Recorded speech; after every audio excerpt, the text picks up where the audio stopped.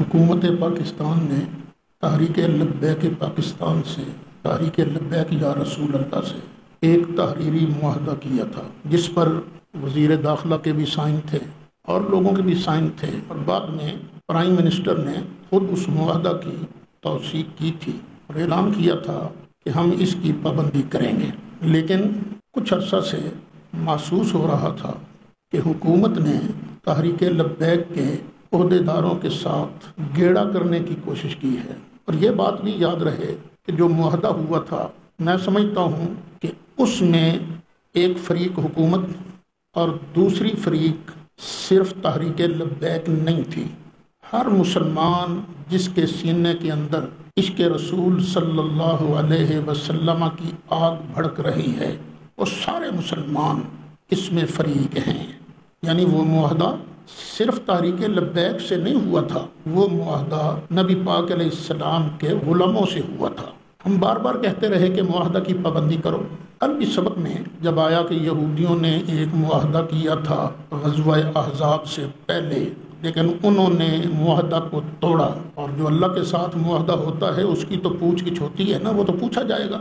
اس پر تبصرہ کرتے ہوئے میں نے کہا تھا کل ہی، ابھی سعد صاحب کی گرفتاری کی خبر ہمیں نہیں آئی تھی، وہ ریکارڈ ہے اور وہ نیٹ پر بھی آ گیا ہے بیان کہ بھئی وعدہ پورا کرنا چاہیے۔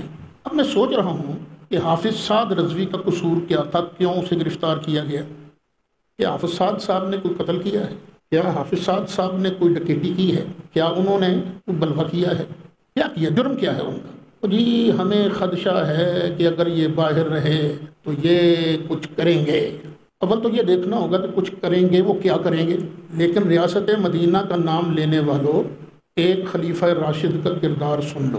حضرت سیدنا علی مرتضیٰ کرم اللہ تعالی وجہہ الکریم کو قتل کرنے کے لیے عبد الرحمن ابن ملجم یہ کوفے میں آیا۔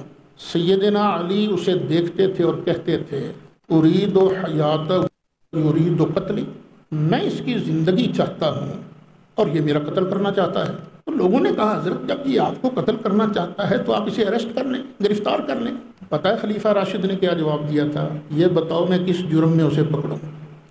ابھی جرم اس نے کیا نہیں، تو بھئی حافظ صاحب کو انہوں نے گرفتار کیا ہے تو کس جرم میں؟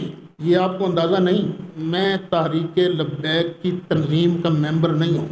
آپ بھی جو سامنے بیٹھے ہو شاید ہی چند لوگ ممبر ہوں گے، سارے تو ممبر نہیں ہیں، لیکن جو بھی یا رسول اللہ کہنے والا ہے، صرف یا رسول اللہ کہنے والے نہیں، اور باقی مسالک بھی اس پر حکومت کی شدید مذمت کر رہے ہیں۔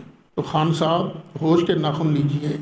پہلے ہی آپ کے بارے میں عام تبصرہ یہ ہے کہ بالکل نکما آدمی ہے، اسے گورنمنٹ کرنی نہیں آتی، حکومت چلانی نہیں آتی۔ پہلے بھی 5 میں سے 3 آدمی تو ضرور تبرہ بازی کر رہے ہیں خان صاحب کے خلاف۔ ادھر آپ نے مذہبی طبقے کو اور اپنے خلاف کر لیا ہے، یہ آپ کے فائدے میں نہیں ہے۔ آپ نے یہ سوچا فرانس سے زیادہ انڈیا ہمارا دشمن ہے، لیکن کیا کبھی یہ مطالبہ ہوا ہے کہ انڈیا کے سفیر کو باہر نکالو؟ جی چین والے تو خدا کو نہیں مانتے، روس والے بھی دہریہ ہیں، وہ بھی خدا کو نہیں مانتے۔ کیا کبھی کسی نے مطالبہ کیا ہے کہ چین کا سفیر نکال لو، روس کا سفیر نکال لو، امریکہ کا سفیر نکالو؟ ہاں ایک ملک ہے جس کے ساتھ ہمارے سفارتی تعلقات نہیں ہیں، وہ ہے اسرائیل۔ تو کیا وجہ ہے فرانس کا نام کیوں لیا جا رہا ہے؟ وجہ صرف یہ ہے فرانس کے صدر نے سرکاری سطح پر نبی کریم علیہ السلام کی توہین کو اپریشیٹ کیا تھا، تو چونکہ اس نے سرکاری سطح پر سرکار کی توہین کرنے والوں کو شاباش دی ہے، آزادی اظہار کا نام دیا ہے، اس لیے ضروری ہے کہ وہ سٹیٹ جو لا الہ الا اللہ محمد الرسول اللہ کی بنیاد پر بنی ہے، اس کو بھی سرکاری سطح پر ہی نبی کریم علیہ السلام کے ناموس کا تحفظ کرنا ہوگا۔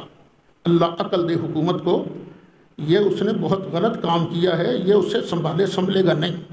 اب بھی وقت ہے، سعد صاحب کو رہا کرو اور وہ جو معاہدہ ہے اس معاہدے پر عمل کرو، وگرنہ ابھی تو تھوڑے لوگ باہر نکلے ہیں نا، تو تھرتھلی مچ گئی ہے۔ تو اگر تمہاری ان کرتوتوں کی وجہ سے اور لوگ بھی باہر نکل آئے پھر تمہارا کیا بنے گا؟